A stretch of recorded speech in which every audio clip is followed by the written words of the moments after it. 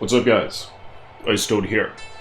So, Season 4 for Project Diablo 2 has been announced. And there has been some updates on changes, things added to the game, things that I'm really interested in trying. For example, the Necromancer can now summon archer skeletons in addition to mages and warriors. There's a few new rune words and things like that, but anyway. This update, I think, is like the second update. So let's check it out. Auto gold pickup like D2R, so that's been added.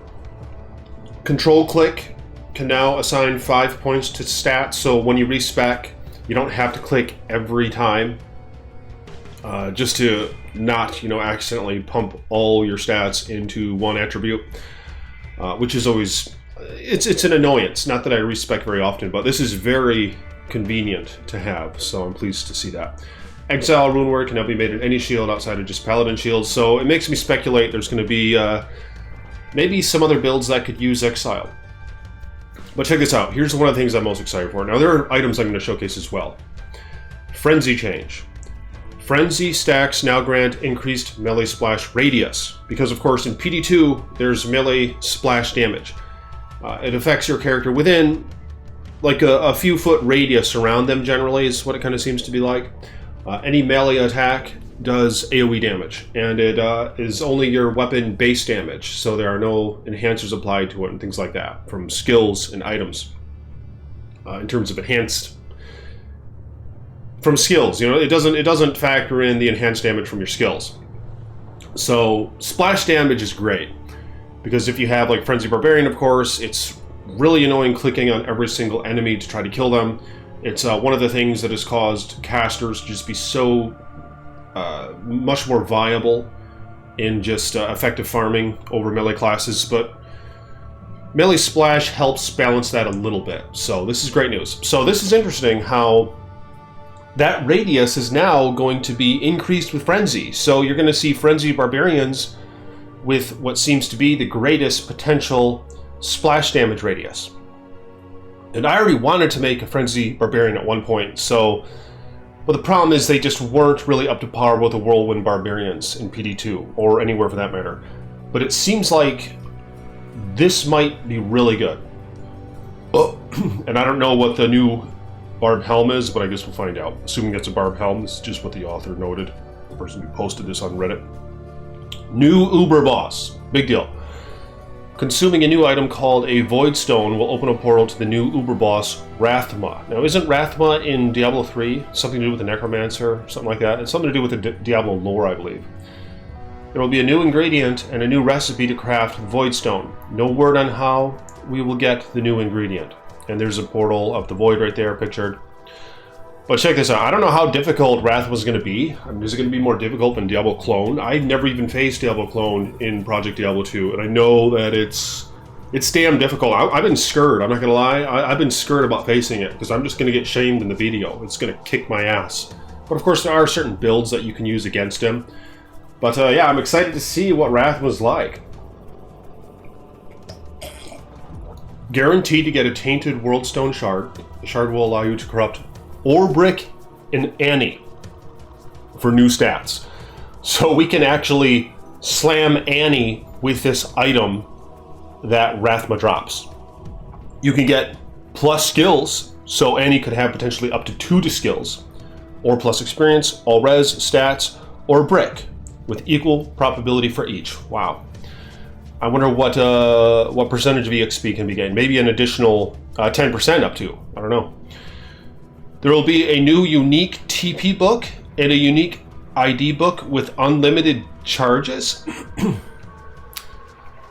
When I first read this, I thought, I didn't read this whole blog. I stopped right around here. I looked at that one belt, that's it.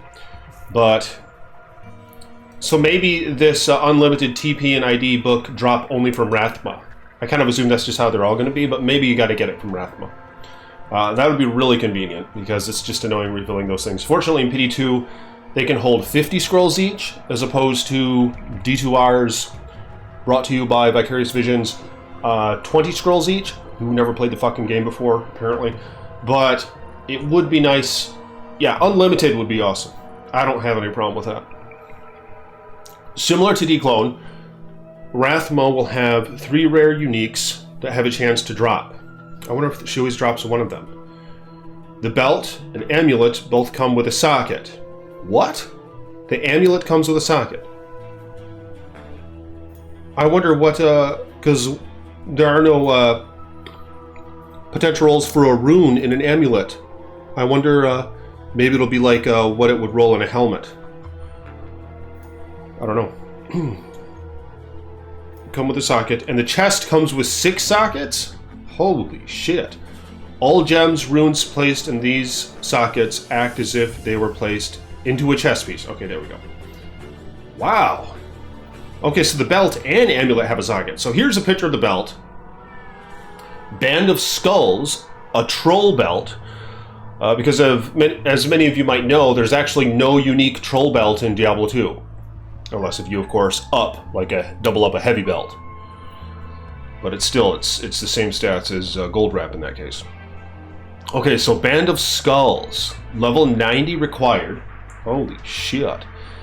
10% chance to cast level 24 bone armor when struck. Wow. So you're going to be casting that like cray-cray. Just a nice protective shield. I wonder how much that absorbs. A decent amount, I think. I think like a level 10... A level 5 bone shield maybe absorbs like 50 damage, something like that. Defense, physical damage taken reduced by 10 to 15, so equivalent to String of Veers or Dungo. 29% better chance of getting magic. So kind of like gold wrap, it has a nice amount. Then it kills your light radius a little bit. So that's kind of interesting. But yeah, this socket. So whatever you can socket into a body armor, it'll have that effect if it's a rune. Or a jewel, of course, will have the same effect no matter the item type that it's socketed in. Wow. So that might be interesting. Okay, let's take a look. What else? The Third Eye, 1 open socket amulet.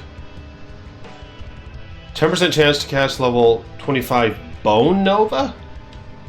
What the fuck? What's Bone Nova? Okay, I'm curious to see what that looks like. I mean, there's Poison Nova. Is there something like that, only with bones? Level 25. 1 to all skills. 20 FCR. Wow. 29 inch. Cannot be frozen. Hell yeah. So, as some of you might notice, these aren't like crazy overpowered items at all. You know, they're still competitive with like a Mara's or a High Lord's or some Krikari crafted amulet, depending on your role. So, that's kind of how PD2 likes to roll. Of course, I don't mind having some items that are, you know, often best in slot, but there's just such a massive gap between the best in slots and just everything else, like in D2R, for example, or LOD Classic. That's kind of what PD2 did, is they tried to bring it closer to where a lot of items that just never had any use, they are now kind of useful, you know, depending. So the Third Eye, that's interesting. I wonder what this Bone Nova's like. Okay. Cage of the Unsullied? Is that how you say? Let me know in the comments below. 6 open socket chests, okay. Hell yeah. Bone Weave. And as many of you know, there is no unique Bone Weave in LOD Classic or D2R. Oh, that's interesting. See this? Like I said, they're not making them crazy overpowered because this really doesn't have that great of stats. And it even requires 158 strength to wear. But of course, you're close to that anywhere if you're wearing Spirit. Monarch, for example. Although Spirit Monarch has been nerfed in PD2, so it's not really any shield any longer. And I think it actually has negative requirements now. But outside of that, yeah, kind of a high strength requirement. But yeah, 6 sockets. So you could put like a ton of IES jewels in there or just fill it with facets. You know, crazy things like that. So nothing to, I mean, I really don't see that as being, you know, overpowered at all. Let me know, what do you guys think? What sort of ingredients have you brainstormed up just from seeing these few items? You know, what would you want to put in an amulet or a belt? And state your build as well in the comments below, just this theorized build. And what could you imagine going into this armor, for example? Let me know in the comments below. Kind of interesting. That'd be a ton of IAS if you put IAS damage jewels in there or whatnot. So I guess that's all for this update. However, there's another update that I never went over, and it's right here. So just some additional changes. Okay, Act 1 mercs can now use Amazon-only bows. Wow, so we can make a Faith bow, or there's a new... I'm going to show you a new bow in just a minute here. So that'll be really convenient, where you can actually experiment more and swap out. You know, I did find that as kind of an annoyance, how you basically had to make a Faith in a non-Amazon bow if you ever wanted to swap it out with your merc, just to experiment and see what's better, etc.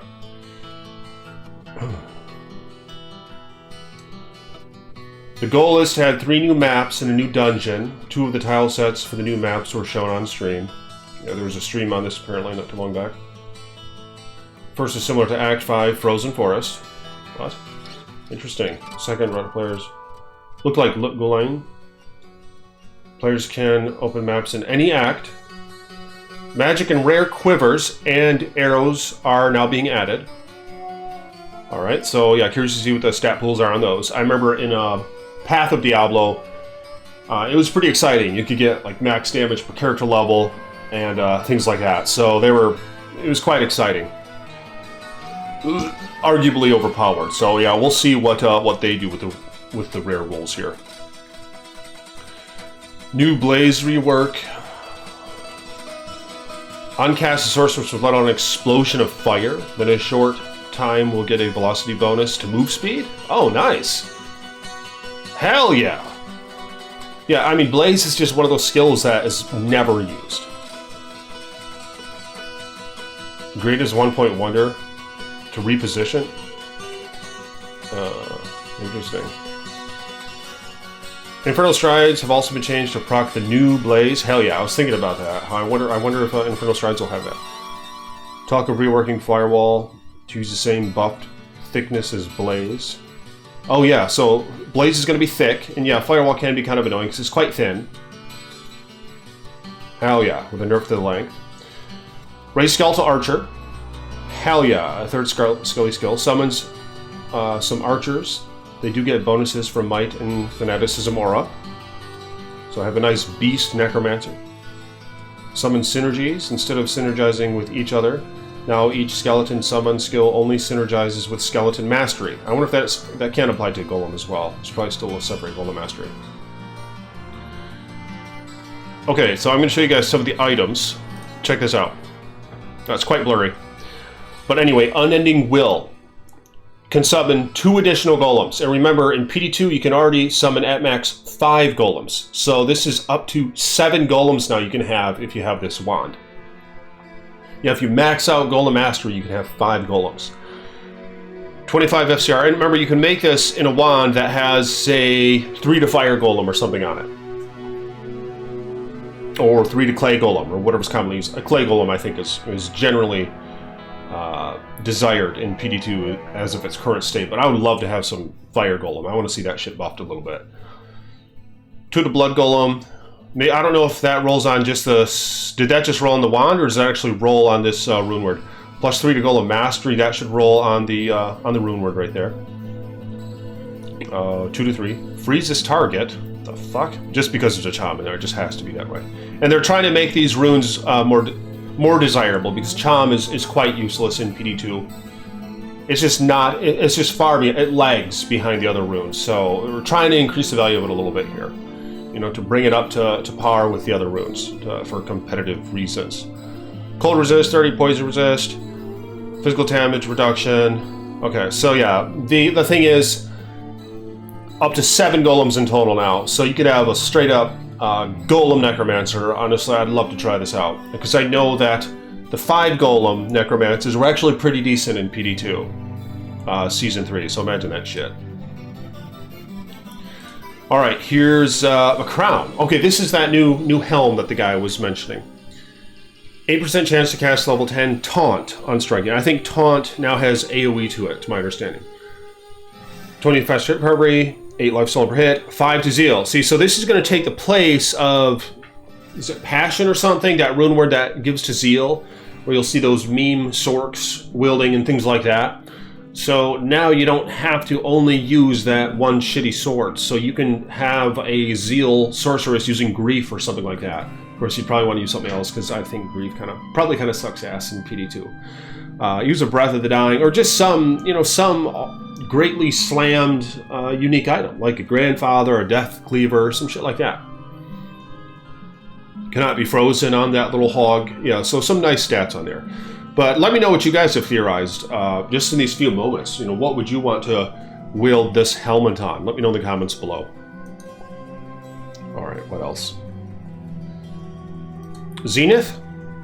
Or Zenith? How you say it? Let me know in the comments below. So a Grand Matron bow. And again, they're trying to bring some value to the less desired Ja and Zod rune, which are in PD2, and they're just not as desirable as they are in Classic. Because a lot of those items that need them have been nerfed a little bit. So anyway, this is a bow that you could have on a mercenary, for example. I mean, it has level 8 salvation, so remember that gives resist all, and it also affects your party. I don't know what it's at level 8 in PD2. I know salvation itself has been nerfed some, so and level 8 to 12 salvation, I don't know. It might be a very useful item depending. And in other cases, a Bozon might actually want to wield this, because remember, Faith has been nerfed, so you have to factor that in when looking at this. Because this item then gives 20 faster run walks, 20 increases attack speed, 200 to 300, a nice range there of enhanced damage, so quite nice. Ignore target's defense, so like Faith it has that, although I don't know if Faith has that in PD2. And it has pretty decent elemental damage. You have about 369, you have about 800 max elemental damage right there, and 600 minimum elemental damage right there. So that could be quite helpful. Again, it doesn't have the fanaticism aura like Faith, but imagine a build where you're wielding this and your mercenary is wielding Faith, or vice versa. You'd probably want to wear whichever one does more overall damage, and hell, maybe that would be this bow, considering all the elemental damage that it does. But yeah, let me know in the comments, what do you guys think this bow would be useful for? And then there's just a bunch of changes right here. I can link this shit in the comments below. And Dario and Durlo are both becoming level 85 and having their loot tables tweaked. Hell yeah. I like this one, Catacombs levels 3 and 4. Okay, there's a level 4 in PD2, right? Am I thinking Path of Diablo right here? Are also becoming level 85 areas. There are going to be some great clear spots for melee characters. Oh. Weird. Melee characters? Okay. Catacombs. I mean, there's still a lot of shit you have to run around, but yeah, okay, maybe it's good for melee characters. Senpai wants to give some love to the Act 5 red portals. Abaddon Pit, hell yeah, I love going to those portals. But yeah, they're really not worth it. Making them larger, that's exactly what they need. Yep, larger, denser, and giving each a different elemental weakness. Hell yeah. So, depending on your build, there might be one of these portals you can enter that has very few light immunes, or very few cold immunes, even though we already have ancient tunnels and shit. Maybe very few fire immunes, you know, things like that. Hell yeah. Yep, so it'll give what ancient tunnels provides, kind of, to other elemental types. Hardcore characters will not rip if they die in the duel arena? Oh. Oh. Duel arena? Instead, they will respawn back in town with all of their gear. They will still rip if they die in PvP in the open world. Yeah, so you can still do those hardcore duel matches. But what the hell is the duel arena?